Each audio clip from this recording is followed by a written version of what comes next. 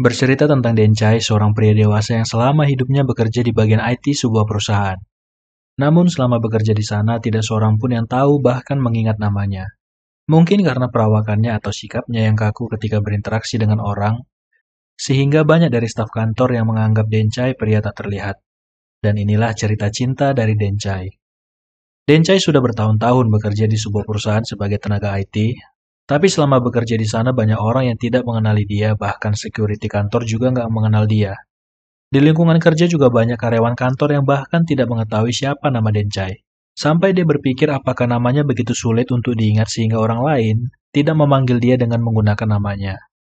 Begitu gampangnya dia dilupakan sampai pemilik warung makan tempat dia biasa makan tidak tahu menu apa yang selalu dia beli. Dan yang paling sedihnya setiap tahun yang mengucapin dia ulang tahun cuma notifikasi dari handphonenya. Di kehidupannya seperti tidak ada orang yang benar-benar mau berbicara dengannya. Bahkan staf yang berinteraksi dengan dia hanya karena komputer mereka bermasalah. Selama hidupnya yang paling sering berinteraksi dengannya cuma komputernya. Sehingga hal ini menyebabkan dia berinteraksi dengan orang dengan cara yang ketus. Misalnya saat seorang staf wanita berterima kasih dengannya, dia malah membalas dengan ketus ucapan terima kasih wanita itu. Melihat itu, leader dari bagian IT menegur dia karena tidak seharusnya dia berbicara seperti itu dengan wanita. Karena dari respon dia yang seperti itu juga berdampak ke tim staf bagian IT lainnya. Sebuah pesan pun masuk dari seorang wanita cantik yang menanyakan kabarnya, juga ingin bertemu dengan Denchai. Wanita itu teman sekolah Denchai, leader pun menyuruh dia untuk bertemu dengan wanita cantik itu dan merubah sedikit penampilannya. Ya setidaknya supaya dia bisa berinteraksi dengan wanita. Bertemulah mereka di sebuah kafe. Awalnya wanita itu berbasa-basi dengan bertanya bagaimana kabar Denchai dan juga di mana sekarang dia bekerja. Namun setelahnya maksud dari wanita itu pun terungkap kenapa dia ingin bertemu dengan Denchai. Sebenarnya wanita itu seorang sales yang ingin menawarkan produk kecantikan dan menjual produknya ke Denchai. Di dalam lamunannya pun Denchai berharap kalau semua manusia punya tombol di kepala supaya manusia tidak perlu berbasa-basi dan langsung mengatakan apa yang mereka inginkan. Denchai pun disadarkan dari lamunannya, dia diminta untuk membantu karyawati baru di departemen pemasaran yang printernya sedang bermasalah. Disitulah awal pertemuannya dengan Nui. Wanita ini cukup ramah dengannya. Dia bercerita kalau dia selalu terlambat ke kantor karena rumahnya yang jauh. Melihat respon Nui yang hangat ke dirinya, dia mulai berani mengobrol dengan Nui dan yang paling membuat dia senang adalah Nui mengingat namanya karena selama bertahun-tahun semua orang di perusahaan kecuali tim IT tidak ada yang ingat namanya. Dari situlah dia mulai menyukai wanita itu dan mulai memperhatikan apa saja yang Nui sukai. Misalnya koleksi mainan di gelasnya, game yang sering dia mainkan di kantor, lagu-lagu lama yang dia sukai, dan juga keinginannya untuk mengunjungi festival salju di Jepang. Namun harapannya untuk mendekati Nui pupus ketika Top, bos dari mereka, sering mengajak Nui untuk jalan dengan alasan kalau mereka ada rapat mendadak. Kedekatan mereka ini sudah menjadi bahan omongan di para karyawan kantor, karena tiap hari mereka keluar berdua untuk rapat perusahaan. Yang sebenarnya rapat itu cuma alasan mereka untuk berpacaran, padahal Top sudah punya keluarga. Denchai mengetahui kalau Top sudah berkeluarga dari laptop yang Denchai perbaiki. Ternyata selama ini Nui menjadi selingkuhan Top. Hal ini sudah mereka lakukan selama 3 tahun terakhir, dan selama 3 tahun itu juga Nui telah menjadi selingkuhan dari Top. Di malam acara pesta tahun baru, Nui menggunakan kostum Tinkerbell dan Top menggunakan kostum Peter Pan yang secara tidak langsung memberitahukan kalau mereka pasangan pada malam itu. Top juga memberikan mereka kejutan kalau tahun ini kantor mereka akan pergi ke Hokkaido. Ini semua dilakukan demi Nui yang pengen ke festival salju di Hokkaido. Ini adalah tahun baru, tetapi bagi Denchai tidak ada perubahan. Dia masih menjadi pria yang tidak terlihat. Dan sewaktu di Jepang, Denchai juga selalu memperhatikan kedekatan Nui dengan Top. Bagaimana Nui memanggil dia dengan sebutan pangeran dan juga Top yang menggunakan trik sulap untuk membuat Nui terkesan. Tetapi dari kedekatan mereka, Top masih takut untuk memperlihatkan kemesraan mereka di depan para staf. Melihat wajah Nui yang sedih, Top berjanji kalau dia akan menikahi Nui dan ketika kembali ke Thailand, dia berjanji untuk menceraikan istrinya. Di Jepang ada sebuah lonceng yang dipercaya kalau seseorang membunyikan lonceng itu dia bisa berdoa untuk cinta sejatinya. Denchai pun mencoba peruntungannya dengan membunyikan lonceng itu, berharap suatu saat dia bisa bertemu dengan cinta sejatinya.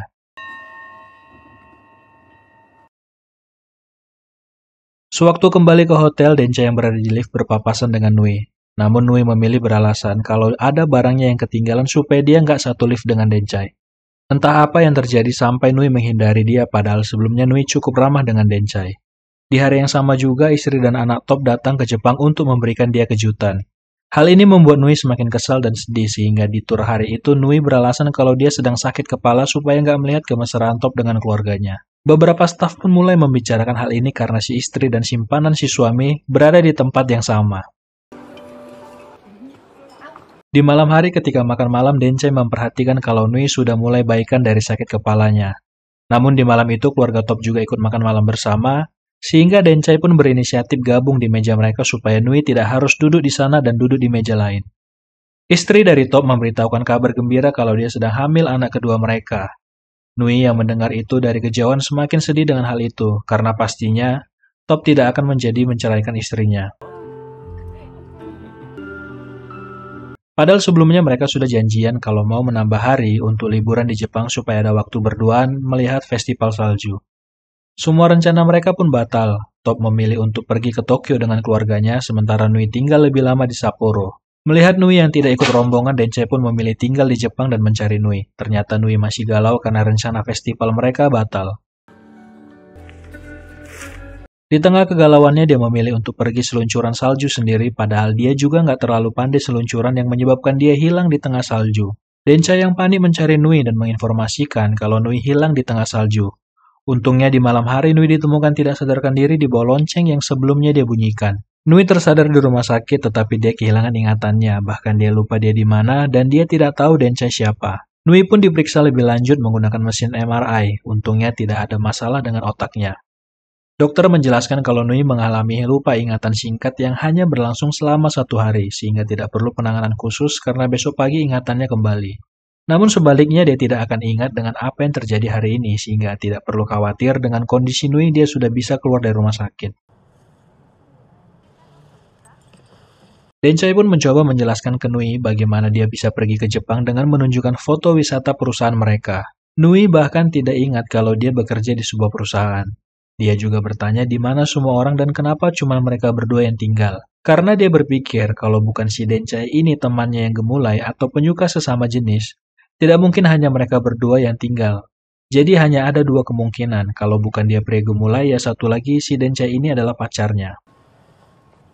Ini pertanyaan yang sulit untuk Denchai, tetapi karena dia juga suka dengan Nui, dia pun memanfaatkan situasi ini dan mengatakan kalau mereka berpacaran.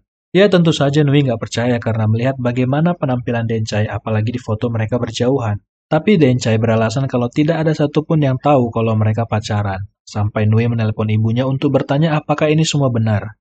Ibunya berkata kalau Nui menambah hari liburan dengan pacarnya Top. Denchai pun mengaku kalau namanya adalah Top. Yang membuat Nui tidak percaya karena mereka tidak pernah foto berdua. Bahkan tidak pernah membawa pacarnya bertemu ibunya sehingga ibunya tidak bisa menjelaskan bagaimana ciri-ciri pacarnya di telepon.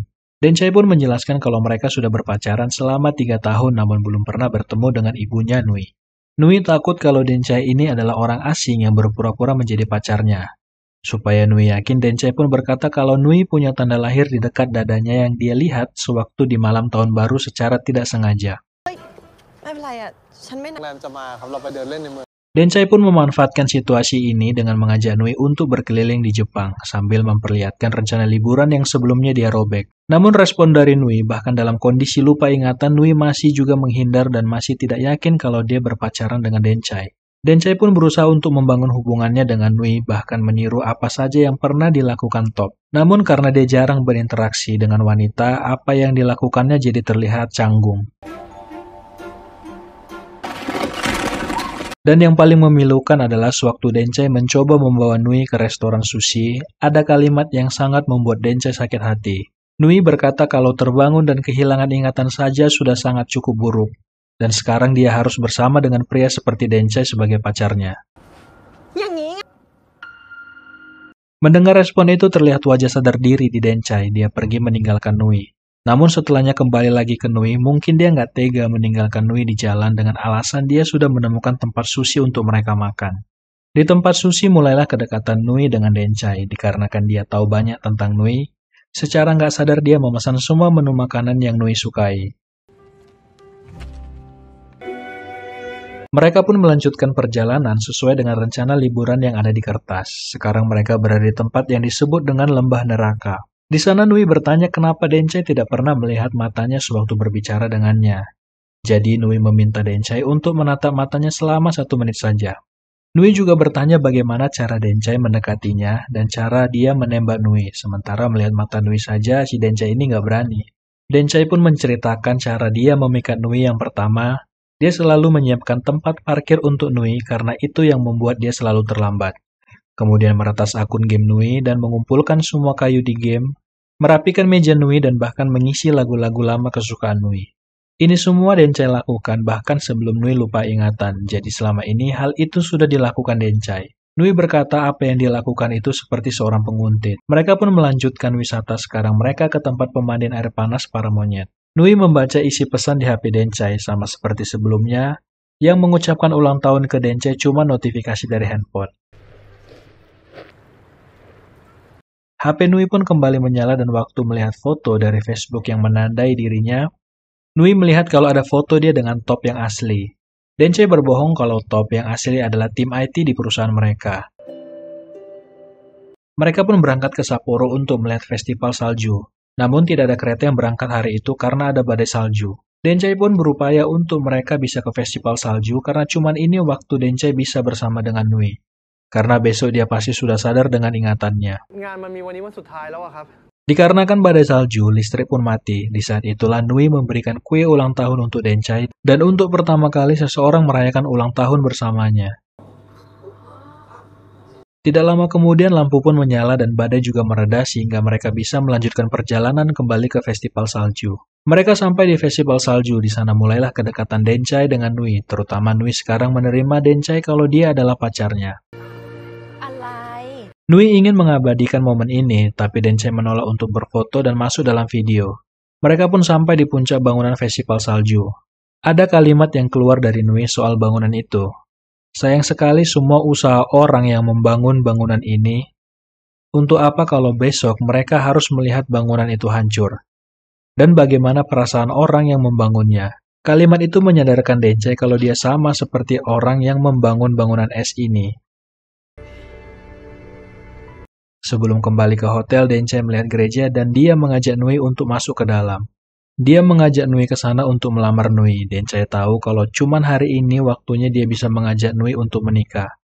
Karena sebelumnya Nui pernah berkata kalau dia ingin nikah sebelum usia 30, jadi Dencai ngasih permen seolah-olah itu cincin.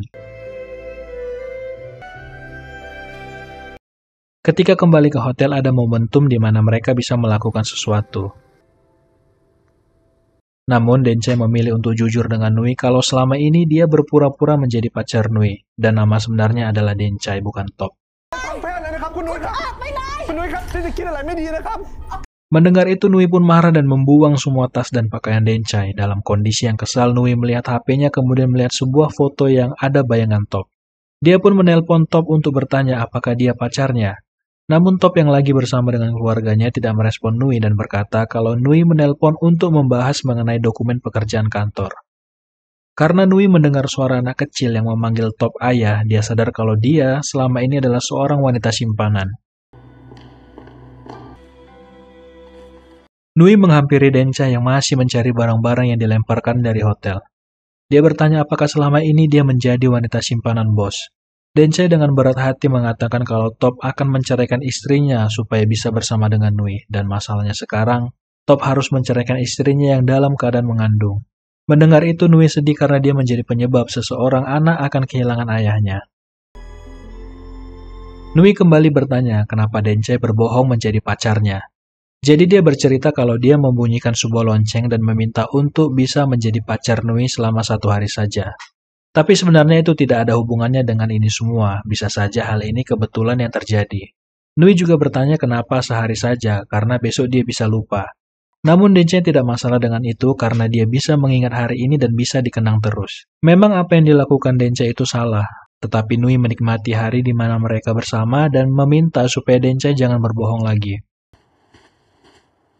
Dari kejauhan Dencai melihat kalau di salju ada mainan yang selama ini dicari Nui dan sangat langka. Itulah yang dicari Dencai sewaktu barang-barangnya dilempar keluar. Melihat itu, Nui mencium Dencai dan untuk sekarang ini, dia bukan mencium top yang palsu, melainkan Dencai. Setelahnya, Nui mengirimkan sebuah pesan ke Top kalau hubungan mereka sudah selesai.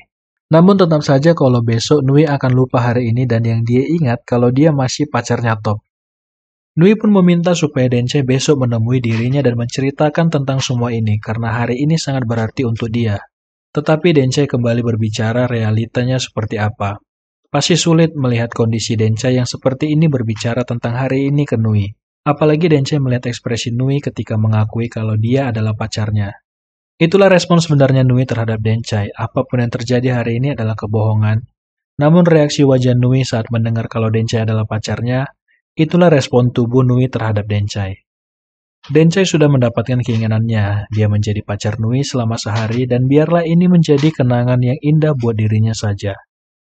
Mendengar itu, Nui pun merekam dirinya supaya besok ketika terbangun dia bisa melihat kembali video itu dan mengingat hari ini. Dalam videonya, Nui berkata kalau dia bertemu dengan orang yang mencintainya lebih dari apapun, bahkan melakukan apapun untuknya. Sehingga besok ketika Nui melihat video ini, dia sadar kalau Dencai sangat mencintai dia dan harus memberinya kesempatan ketika Dencai datang kepadanya.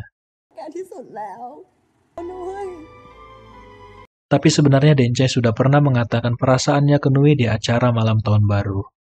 Dia mengatakan kalau selama ini mulai dari tempat parkir, game, dan lagu itu semua Dencai yang lakuin. Semua itu dilakukan Dencai karena dia menyukai Nui. Namun respon Nui terlihat takut karena Dencai seperti seorang stalker. Bahkan dia berbohong ke Dencai sewaktu di lift untuk menghindari satu lift dengan Dencai. Itulah respon asli dari perasaan Nui ke Dencai. Dalam tangisnya, Nui berkata kalau besok dia tidak akan seperti itu lagi, apalagi sekarang dia sudah punya video ini.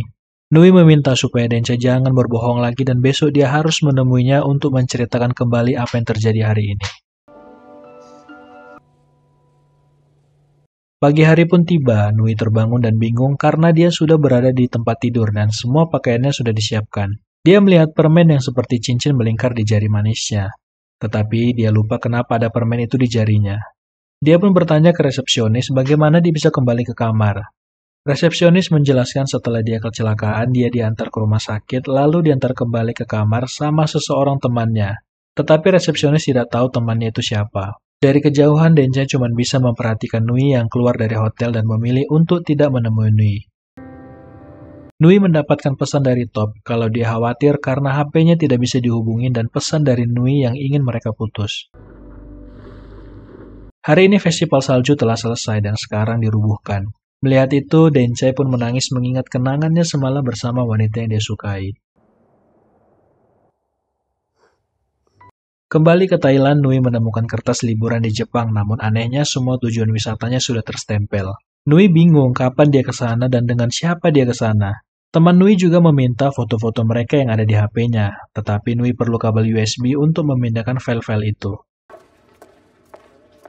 Dia pergi ke bagian IT untuk meminjam kabel USB. Tapi di ruangan IT sudah tidak ada Dencai karena secara tiba-tiba dia mengajukan resign dari perusahaan. Di saat mereka melihat foto-foto selama di Jepang, ada video Nui di festival salju. Secara nggak sadar air matanya pun menetes. Melihat foto dan videonya di festival salju. Di saat yang bersamaan juga Top datang melihat Nui yang menangis dan bertanya ada apa dengannya. Tetapi Nui memilih untuk meninggalkan Top di kantornya. Ternyata sewaktu di Jepang, Dencai menghapus video Nui dan memilih untuk Nui supaya dia melupakan hari ini. Memang berat bagi Dencai, apalagi dia menyukai Nui. Namun melihat respon Nui di pesta tahun baru dan sewaktu dia lupa ingatan, Dencai memilih untuk menghapus video itu dan membiarkan hari ini cuma menjadi kenangan bagi dirinya sendiri. Dencai memilih untuk menghapus video itu, dan biarlah hari ini menjadi kenangan untuk Dencai sendiri.